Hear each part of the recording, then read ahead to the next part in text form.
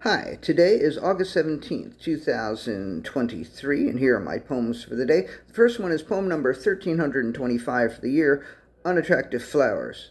Flowers are usually pretty, but as I passed by the flowers that were recently planted around a tree near my house, I was struck by how unattractive I found them. Like if I were a flower, I wouldn't want to be cross-pollinated with any of those flowers at all.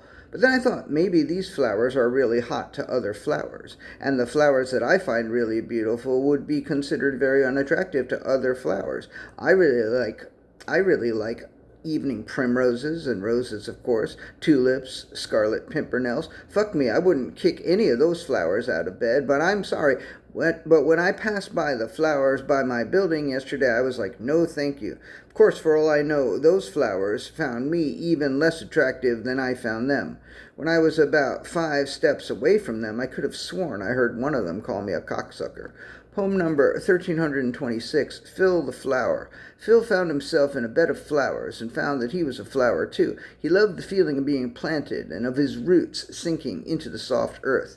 But when he told another nearby flower named Fred that he was thirsty, Fred said, I know, right? It sucks being a flower. You have to wait for rain or until someone comes along and decides to spray you. Plus, sometimes dogs will piss on you. You don't want to be drinking that shit. Oh, and sometimes those dogs will shit on you too. Dogs fucking suck. After Fred's little tirade, Phil felt a little tired. He closed up and tried to fall asleep, but just then he felt the nose of a dachshund sniffing him. Poem number 1327, The Coming Storm. The words hung over them like a dark cloud full of rain. To explain the metaphor, the raindrops were the words that they had said to each other over the past week and a half.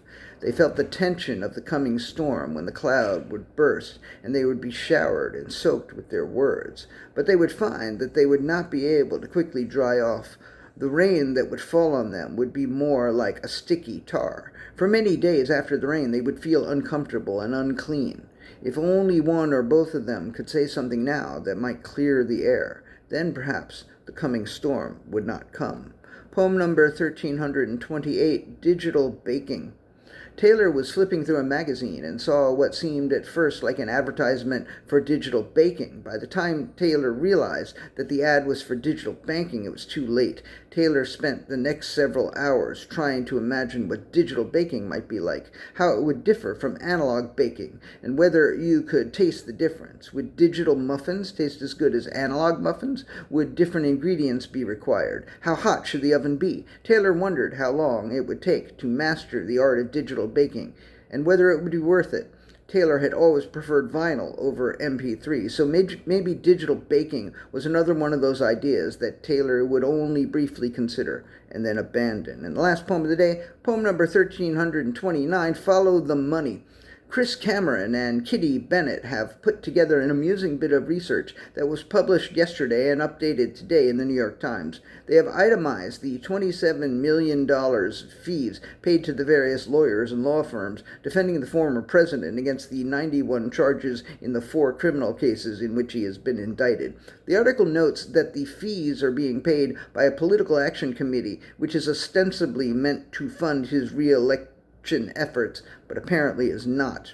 Perhaps he'll be indicted for that as well. My favorite part of the article was where it was noted that one of the attorneys, Susan Nichels, who had been paid $465,000 in the first 6 months of this year, was once counsel to former Genovese crime family underboss Venero Benny Eggs Mangiano.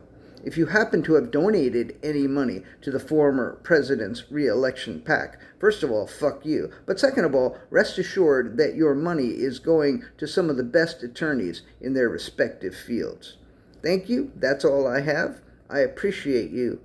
I really, really do. Oh, I mean, if you voted for or gave money to Trump, maybe I don't appreciate you quite as much or at all. But basically, I appreciate you.